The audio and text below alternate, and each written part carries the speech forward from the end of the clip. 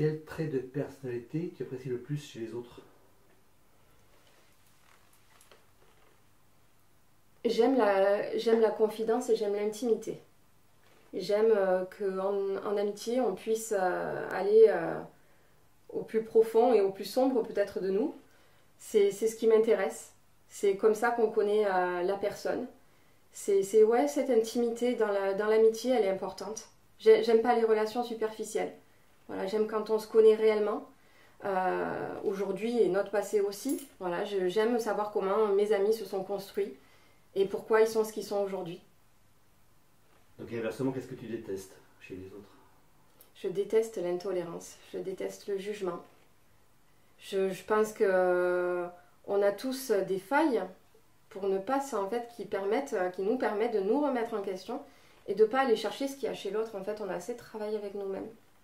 Et le jugement, ça me dérange beaucoup. Et pour quel défaut tu as le plus d'indulgence, en fait?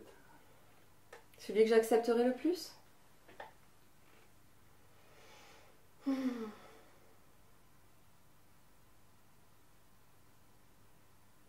Tous les défauts sont acceptables.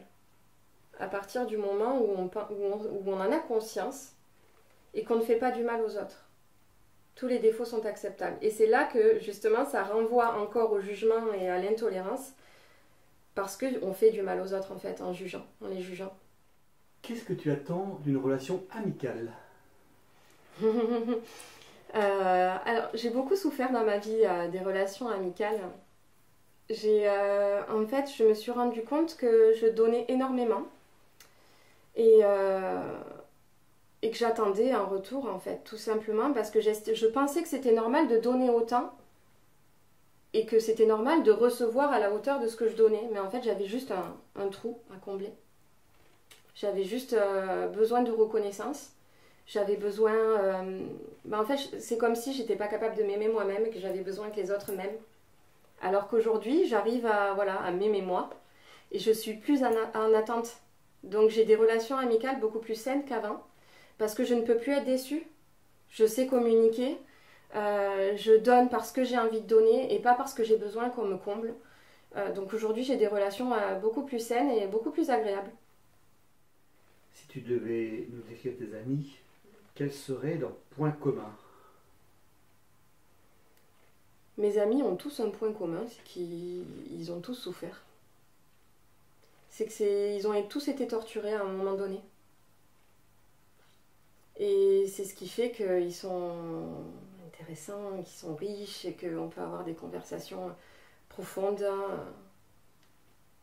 Voilà, alors, non, peut-être pas tous. Après, il y a des amitiés qui sont restées, voilà, du collège qui sont restées. Mais ouais, la plupart du temps, il y a quand même une histoire de douleur derrière, de passé difficile.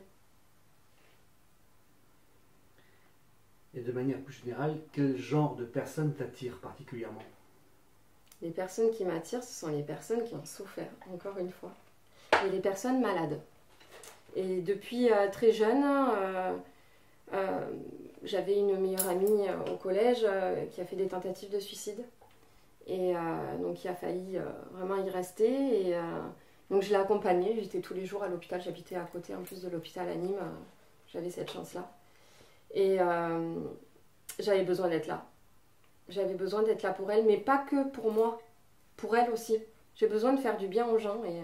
Et mon meilleur ami que j'ai rencontré en 6e était gravement malade. Il est décédé il y a quelques années. Et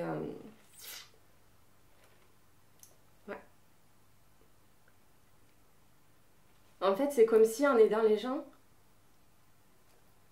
en fait, ce qui m'arrive à moi, c'est comme si c'était obligé que ça m'arrive parce que je suis capable de le supporter, en fait.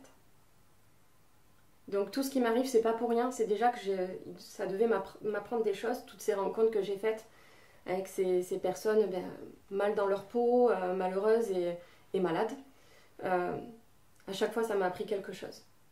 Et je pense que si je les avais pas rencontrées, j'aurais pas pu supporter ce qui m'est arrivé avec mes douleurs. La vie, elle est incroyable. Je sais pas s'il y a des hasards. Je sais pas, on a toujours quelque chose à apprendre d'une rencontre.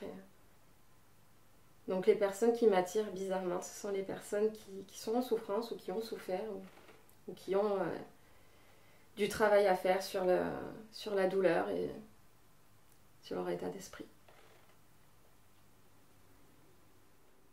Tu sais comment tes amis pourraient te décrire?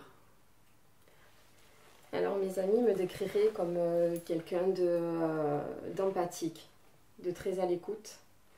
Je crois que je peux être rigolote aussi en soirée. Toujours présente, toujours disponible.